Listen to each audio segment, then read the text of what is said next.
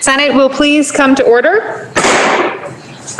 We are returning from a recess and will return to action on various bills. The senator from Windham is recognized. Thank you, Madam President. I move that the rules be suspended and appearing on the calendar for notice. I ask that S97 be taken up for immediate action. The senator from Windham has moved the rules be suspended and S97 be taken up for immediate action. Are you ready for the question? Kindly unmute. All those in favor, please say aye. Aye. Aye. Those opposed, nay. The ayes have it, and you've suspended the rules, and we'll take up S97 for immediate action. We have on the calendar today S97, an act relating to miscellaneous judiciary procedures.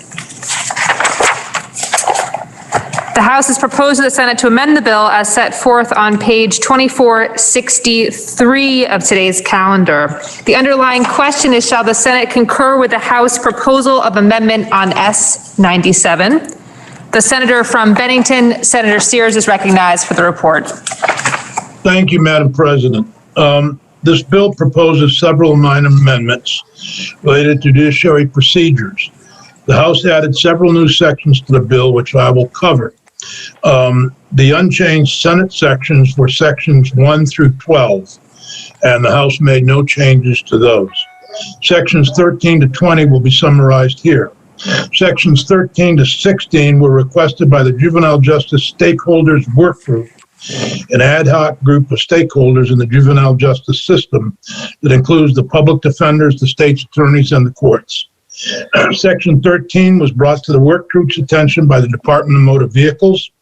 Federal law regarding commercial driver's licenses, known as CDLs, require that the records of certain motor vehicle violations be public in order to determine if the operator had committed an offense that disqualifies the operator from holding a CDL. However, juvenile records are confidential, which creates a conflict with federal law. Section 13 resolves this problem by requiring that proceedings involving a CDL holder charged with one of the disqualifying offenses be brought in the criminal division instead of the family division, so the records of that proceeding will be public. Section 14 involves an ambiguity in the current law that permits the family court to extend juvenile jurisdiction for 6 months beyond the child's 19th or 20th birthday, depending upon when the child committed the offense. The word pending implied that the case had to be pending at the time that the statute was amended last year, which certainly was not the legislature's intent. So Section 14 strikes the word pending. Section 15 also strikes the word pending in the version of the same statute that will come into effect on July 1, 2022, when the age of juvenile jurisdiction is raised to the age 20 or under. From the Raise the Age bill from last year. When the Raise the Age bill was passed, there were age limits in several juvenile statutes that had to be harmonized. Section 16 is simply a technical correction to amend the age limits that were overlooked in the bill last year.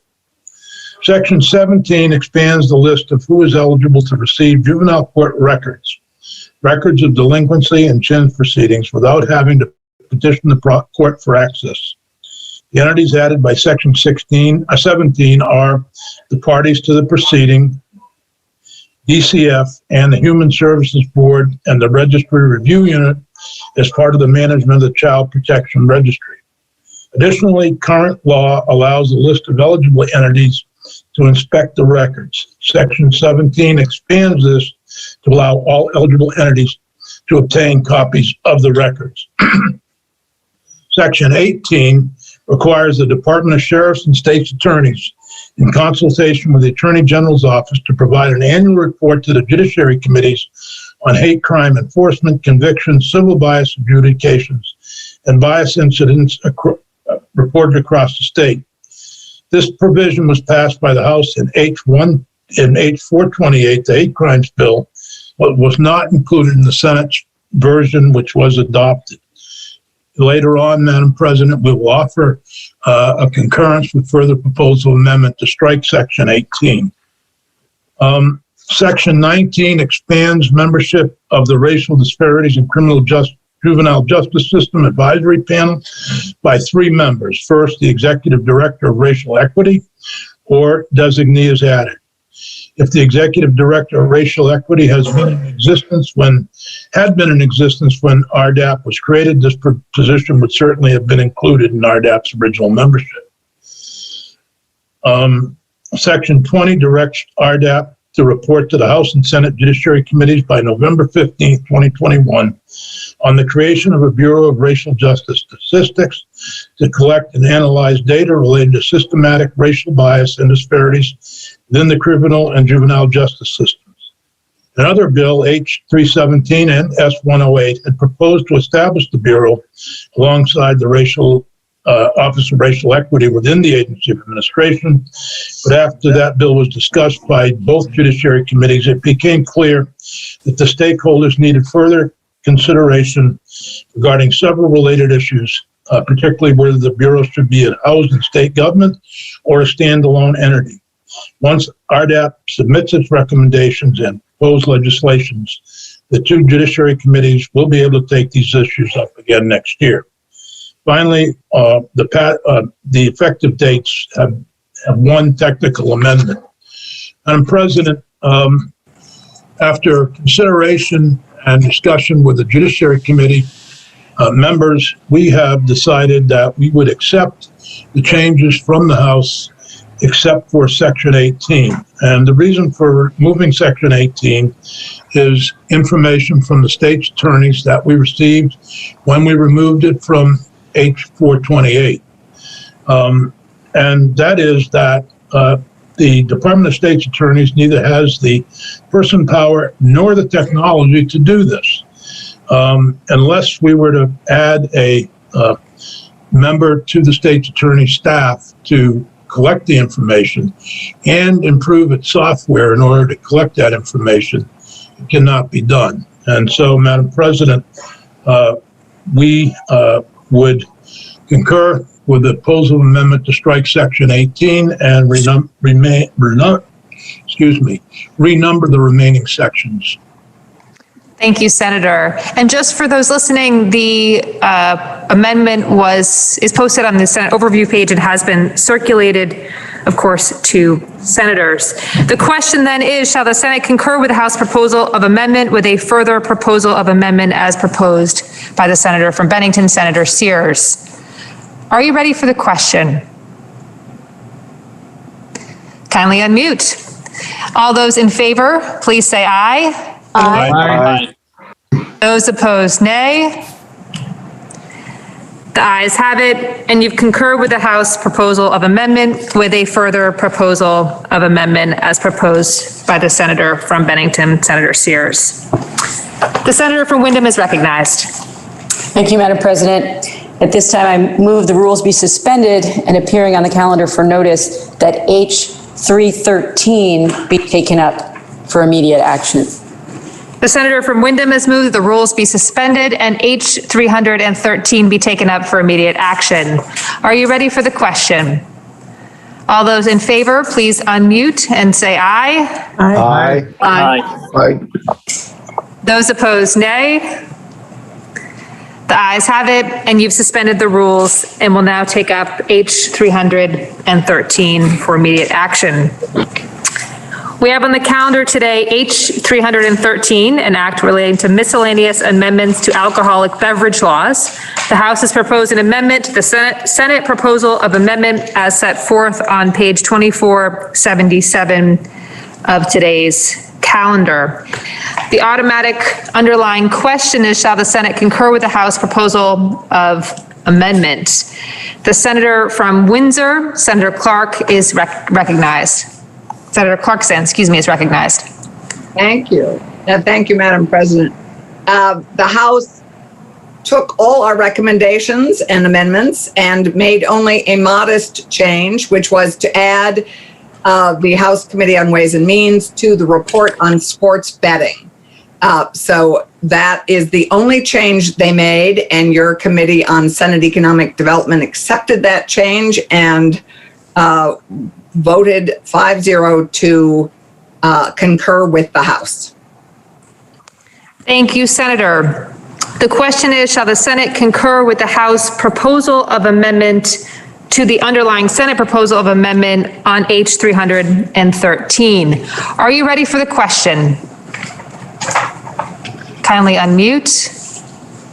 All those in favor, please say aye. Aye. Those opposed, nay. The ayes have it, and you've concurred with the House proposal of amendment on H 313. The senator from Windham is recognized. Madam President, I would like to inquire of the Chair of Economic Development. The senator from Chittenden, Senator Sirotkin, is recognized. My understanding, Senators, you are having technical difficulties. Are you prepared to present S62 if I call it up? Yes, with patience, yes. Absolutely. At this time, Madam President, I ask that the rules be suspended and pending entry on the calendar for notice that S62 be taken up for immediate action.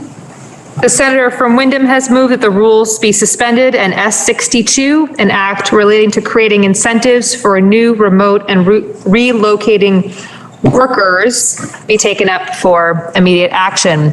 Are you ready for the question? All those in favor, please unmute and say aye. Aye. Those opposed, nay. The ayes have it, and you've suspended the rules, and we will now take up S62. We have on the calendar today S62, an act relating to creating incentives for new remote and relocating workers. The underlying question is, shall the Senate concur with the House proposal of amendment on S62? The senator from Chittenden, Senator Sirotkin, is recognized. Thank you, Madam President. This has been a long haul, many late nights of discussion. What you see in front of you on the proposal of amendment from the House is what some of us would call a pre-cooked conference report. This has, among the people who met together between the House and the Senate, we had long discussions. I want to thank my vice chair and the pro tem for helping out and being there all the way on both of these fairly big and turned out to be difficult issues to resolve. But we did resolve them, and I think in both instances, we came out with perhaps better bills. As witnessed by some of you may know, the House passed this bill, their version 143-0 last night, and our Committee on Senate Economic Development and General Affairs on a 5-0 vote has voted to concur. So let me just give a brief overview of what's going on here, and I will go through the changes from what passed the Senate on both S62, which is the relocating workers bill, and if you recall, S10, which was the unemployment trust fund bill. They have now been combined in this bill, and there's 1/3 small part that deals with career technical education in the bill. So going back to relocated workers, you may recall what we tried to do in the Senate, and what we did do when we passed it, we appropriated $1 million to combine the two elements of small incentives that are paid to relocated workers and remote workers. The difference is a remote worker is a person who comes to the state of Vermont from a company like Google, which incidentally has now made a policy that their employees can continue to work remotely, and they may live in Ohio, but they want to move to Vermont, and we give them a small incentive to come here, and the program has guidelines as to who gets it and what's covered. But they live in Vermont, and they may have a job with an employer out of state. A relocated worker is someone who comes from out of state, gets a similar incentive, and works for a Vermont employer. We had both. Those programs have been operating on a pilot basis, and we codified the law, and we put $1 million into those two programs. The House got that bill, and on that particular section, they had I would say, a discomfort with the remote worker portion of the bill, and they stripped it out and left $500,000 in for the relocated workers. We felt very strongly that the remote worker program needed to continue in some format, especially in this time. Some of you may have heard, and we've got the reports from the department. This program has been a tremendous success. We have gotten publicity all across the country, and many states, not many states, but many jurisdictions across the country have copied our incentive program. It's just by way of background, one of the reasons we got started on the remote worker program was, I remember the chair of appropriations sent me a report from the Brookings Institute talking about economic development and how it was moving from the traditional corporate-based subsidies to get big corporations to move here to try and target it to individuals. And just this past week when I was talking to the Commissioner of Economic Development, she said remote work is the economic development tool of the future. As we come out of this pandemic, where people have been allowed to work remotely, and now businesses such as Google and others are allowing a lot of their employees to continue to work remotely. Once the pandemic is behind us, many urban people may want to move to Vermont, and they can do that and keep their job. And this is a little bit of an incentive to keep them coming here.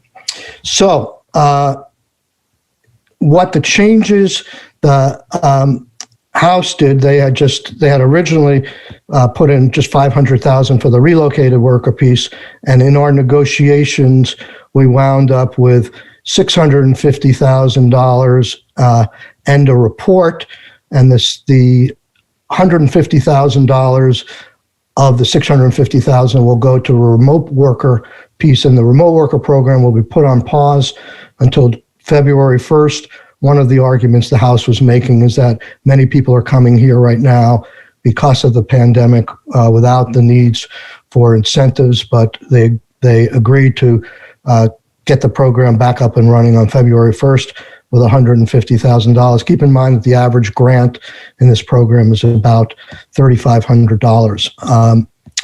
Other than that, the changes that we made in this, that they proposed, and we already in trying to pre-conference this situation, in which my committee agreed to, is they changed our definition of what are relocation and reasonable qualifying expenses for the program, basically to limit it to relocation expenses such as moving costs or closing costs, a rental security deposit, and other relocation expenses established by the agency.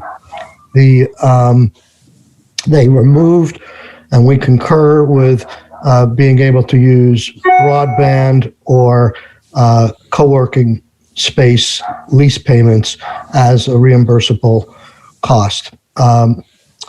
The next change that we agreed to was, in the existing program, a person had to get a job at 160% of minimum wage in our more prosperous counties and 140% of minimum wage in our less prosperous counties.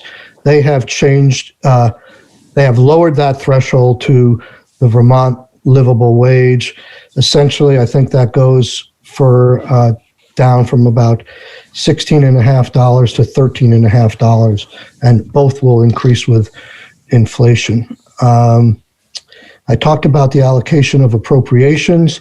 The study that is in Section 2B is Department of Financial Regulation is to hire a consultant to examine the effectiveness of Vermont programs to attract employees, and ACD has to be a major player in providing the consultant with all the data on their program histories, and the report's due back on December 15th, 2021.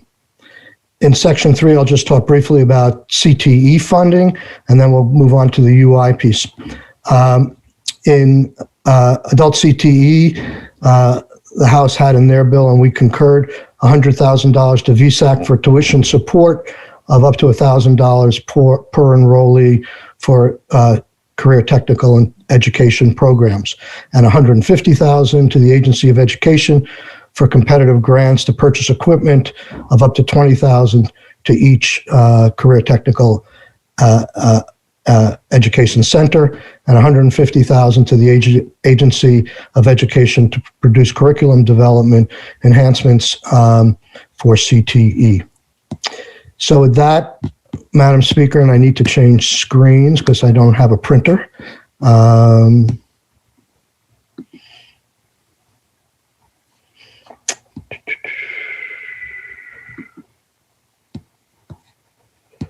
Okay, so in the UI bill, which you'll remember, we had a good debate on the Senate floor in S10.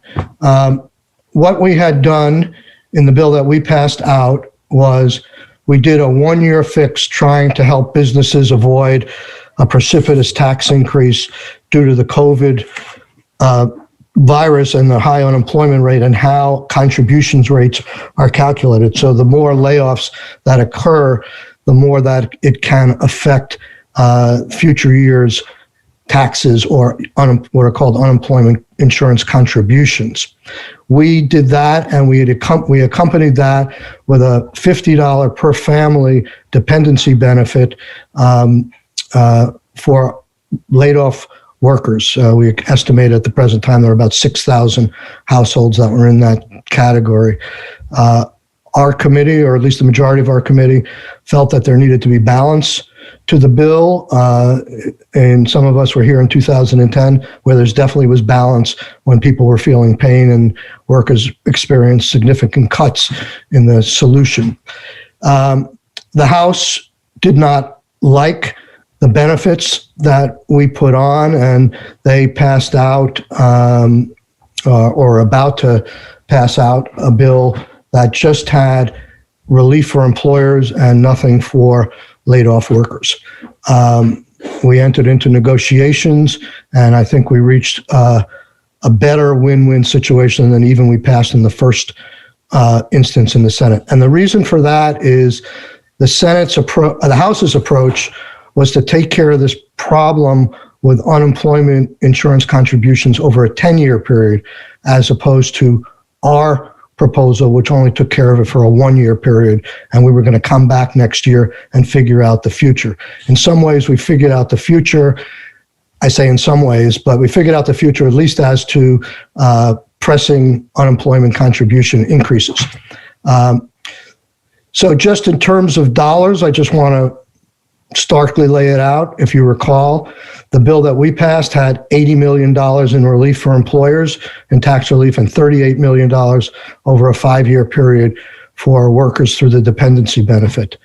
The new bill that is before you now has about $350 million in tax relief for employers and $100 million in benefits, additional benefits for workers. The $350 million is spread out over 10 years for employers. The $100 million is a little bit of an unknown. It takes the form of a $25 supplemental benefit to each weekly check of every unemployed individual, starting after 30 days after the federal $300 increase goes away. That $25, as best our data crunchers can tell us, if it goes on, if we have no further recessions and we have stable employment, will take 17 years to reach $100 million. If there are some recessions in the time being, it could be shorter. But the trigger is that the benefits stop when the $100 million is exhausted. So with that, that's the big overview, in addition to a major consultant study this fall and a legislative study this fall on how to improve the machinery, how to improve the program benefits and eligibility, how to look at tax rates, how we compare it to other states, how to look at fraud and misclassification. But let me just go through the changes very briefly in bullet form fashion, and then I will stop and take any questions. In somewhat technical portions of the bill at the beginning, we fully relieve employers from experience rate charging in 2020. Due to COVID, it's been very hard to keep track of how you do experience rating. So if somebody got laid off on March 1st because of COVID, no, not because of COVID, but because of a decrease in the economy, and there was a layoff that would traditionally be chargeable to the employer's calculation of their tax rate, we would normally want to keep that in, but we relieve that charge because that person, that beneficiary, could have gotten benefits for a year afterwards because they couldn't come back to work because of COVID. So yet, unless we fix that, they would be charged for the whole year. As I said, we replaced the dependent benefit with a $25 a week supplement for UI claimants. The House also put in language that I think is very helpful, that just like we've done with the minimum wage, we're saying that the maximum UI benefit, which is presently $531, goes up every year by the average weekly wage in the state, cannot decrease under our law potentially. And there was a big fear that it might go down next year because of all the benefits that have been paid out during COVID. It turns out the projection for it going up this year is spiking, but the projection for next year, it might go down. So the House put that in, that it should not decrease from year to year, just like we do with the minimum wage. And the next major changes, what I've talked about, is the change on the UI contribution rate, going from just freezing the rate next year for employers to a technical calculation where when they do the 10-year projection, excluded from that 10-year projection now will be the calendar year of 2020, the big year of COVID. And by removing that from the calculation, you lower the rates significantly every year going forward. Otherwise, it would stay as a poison on the calculation every year going forward. It consolidates reporting requirements into a consultant report and a legislative study committee. The consultant will study detection and prevention of UI fraud, instance of when it may be appropriate to refer UI fraud for criminal prosecution. We're having all these cyber national attacks you've heard about, potential measures to eliminate and minimize claim processing delays. We've heard a lot about that. Prevention and reduction and collection of UI overpayments. The Legislative Study Committee will study the solvency of the UI Trust Fund and the amount needed for future recession or recovery, whether Vermont's UI benefits are appropriate or should be increased or modified, when the Commissioner of Labor should be able to reduce or waive a period of disqualification called penalty weeks, sometimes imposed for fraud or overpayment, and when the Commissioner of Labor should be able to reduce or waive an individual's liability for overpaid UI benefits, and potential statutory changes to mitigate the impact of benefit charges to reimbursable employers who paid wages during a claimant's base period but were not responsible for the claimant's unemployment. And reimbursable employers are things like your schools and some nonprofits that don't really buy into the system. Their laid off workers are processed through the unemployment mainframe and through the Department of Labor, but once the benefits get paid back, those employers get billed for that dollar for dollar. The Legislative Committee one member is appointed from Economic Development, and one member is appointed from Finance, and one member from Ways and Means, and one member from Commerce Committee. They're allowed to meet 3 times, and I think the report is due back on December 15th. And I'm happy to take any questions. Thank you, Senator. Just to note that the question is, shall the Senate concur with the House proposal of amendment on S62? Are there any questions? Are you ready for the question? The senator from Windsor, Senator McCormick, is recognized. Thank you, Madam President. May I inquire of the reporter? You may. Thank you. It was 10 years ago, with Tropical Storm Irene, there were businesses that were wiped out by the flood and found it necessary to lay off employees. And those layoffs did count against their experience record. Many of us tried to do something about that, and the feds would not allow it. Am I correct in assuming that because Irene was a sort of a local catastrophe, while the pandemic is an international one, that this is happening across the nation, so the federal policy has changed, and that we're not going to come up in conflict with the feds? I can't answer that directly other than to say we were told any number of times in our workup of this bill about where we would come up to prohibitions on the federal level. No one ever mentioned this as being a complication. So I sincerely doubt that that's a problem. I presume that was the case. I just I'd feel better having asked. Thank you, Senator. Thank you, Madam President. Thank you. The question is, the senator from Windsor is recognized. Senator Nitka. Madam President, may I interrogate the reporter of the amendment? You may. Madam President, I'm just wondering if you could address the issue of the remote worker and personal income taxes when their business is out of state. No. No, I'm joking. But that is such a complicated question. There's all kinds of litigation on it. Massachusetts is presently suing New Hampshire. I think it's going to be decided by the Supreme Court.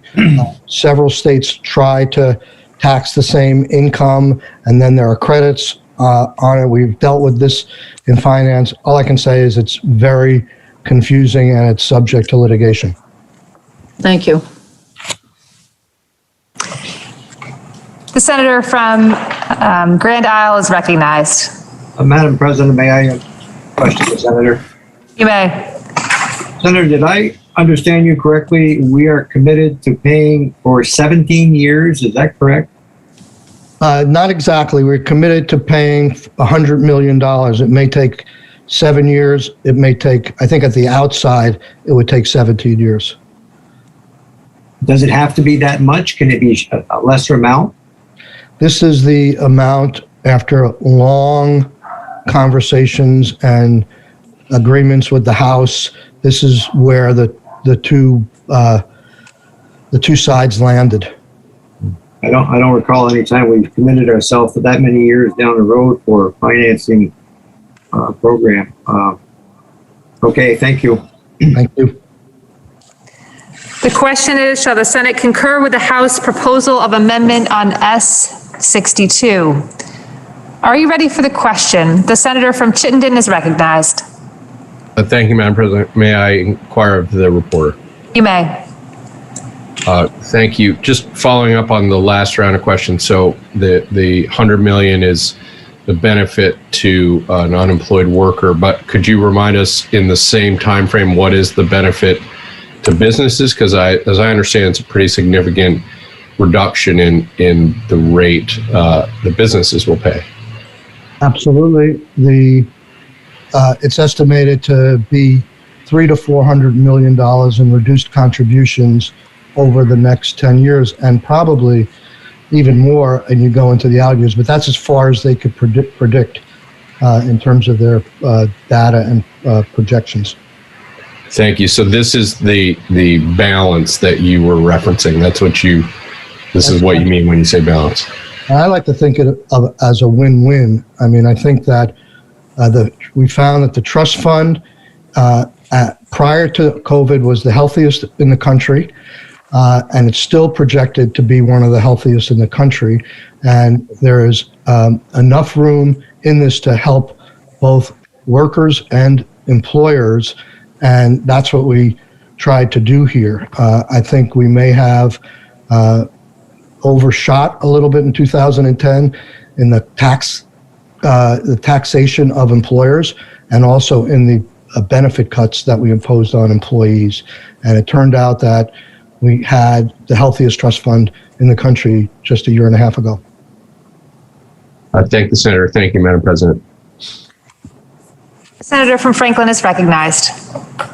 Madam President, one thing, though, that I think does need to be made clear in this situation. As far as employers are concerned, it is not that they are getting a benefit that they will receive in cash. They're getting a deferral of benefits that they will ultimately have to repay over time. The benefit, though, to employees is cash that's going out. And I think that should be made clear. Are you ready for the question? The senator from Essex Orleans is recognized. Can I inquire of the presenter of the amendment, please? You may. Exactly what the senator from Franklin has said. Can we clarify on the record whether this is a benefit or a deferral of $350 million that needs to be paid back? It's a reduction in taxes that otherwise would be due, and it's clear that from all projections that $350 million will take place over 10 years and probably more in future years as opposed to doing nothing. But that would have to be paid back it's just a reduction for now, but it will be paid back by the employers. That's a tough question. The formula for how much employers have to pay in any given year is complicated and depends upon the health of the trust fund. And it may be, if there is any kind of clawback due, it could be 25 years from now. Thank you, Madam President. Are you ready for the question?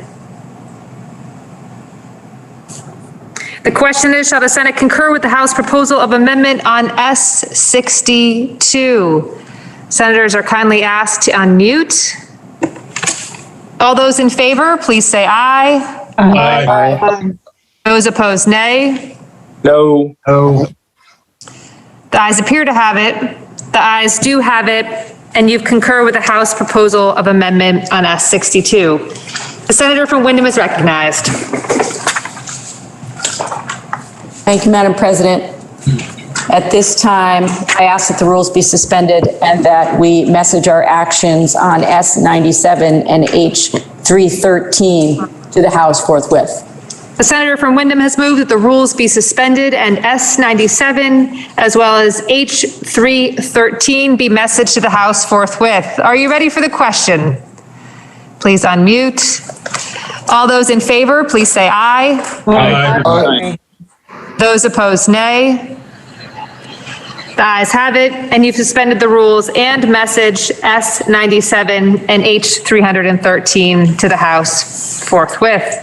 The senator from Windham is recognized. Thank you, Madam President. At this time, I ask that the rules be suspended and that we message our action on S62 to the governor forthwith. The senator from Windham has moved the rules be suspended and S62 be messaged to the governor forthwith. Are you ready for the question? All those in favor, please unmute and say aye. Aye. Aye.